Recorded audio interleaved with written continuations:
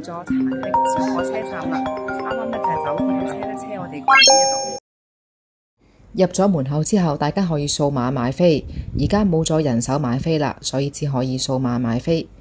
大家可以參考下個價錢。而家慢慢咁開緊啦，睇下側邊兩邊嘅風景先。小火車嘅前段就係呢啲風景啦。咁我係較快咗少少嘅，咁個火車咧就開得比較慢嘅度。中途又會入下隧道啦。中途都會見到另外一架小火車停駛咗喺度，沿途會有一個站就係大峽谷站。如果大家唔落車，可以原車翻返去恩特拉根站嘅。呢個位咧就可以影到個火車去轉彎啦。揀座位嘅時候可以揀翻坐後排，咁就可以影到火車轉彎時嘅 S 彎位。沿路記得細心欣賞小火車嘅風景。呢一段嘅風景係最靚㗎，大家記得要影多啲相啦。嚟到呢個位，感覺好似去咗瑞士咁，記得要影相啦。小火車之旅已經去到尾聲啦。Later， 揾到啲好靚好靚嘅打卡位喎，例如呢個藍色嘅屋仔啦，影相真係超靚。而呢一度嘅環境呢，都係好適合打卡嘅喎。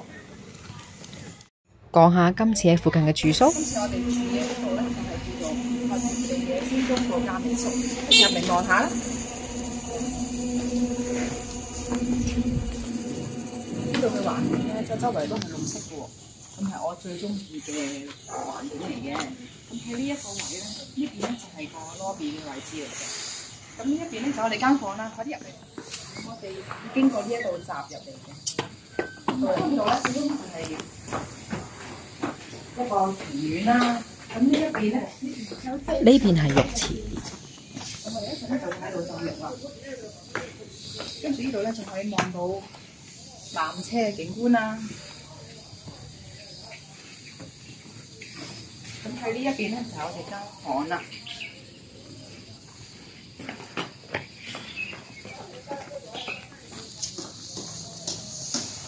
咁我哋嘅房間就喺呢度啦。入嚟就係張大床嘅房間，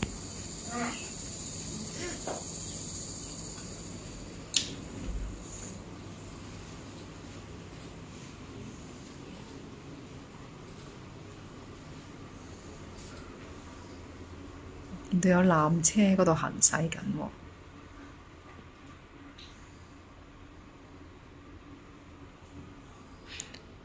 而喺右手邊呢一邊呢，就有一塊嘅全身鏡啦。呢度呢，仲有個好大個嘅衣櫃，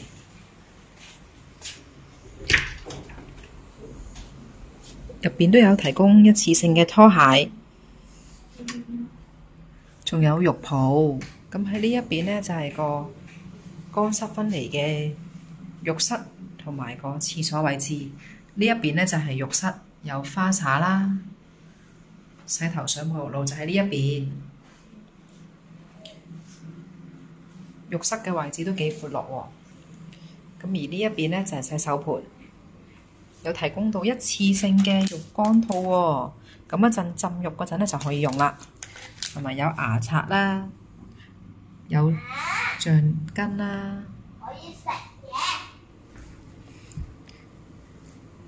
呢邊就係智能馬桶啦，好咧，仲有蒸汽眼罩送啦，同埋仲有個驅蚊液啦、耳塞啦，仲有個兩腳插頭添，同埋酒店都有小朋友嘅牙刷提供喎。至於 mini Barbie 咧都有飲品嘅。Later，入住之後，民宿管家提醒我哋可以去半山森林餐廳享用下午茶。呢一間呢，就係呢度嘅半山戀崖餐廳啦。餐廳有2層，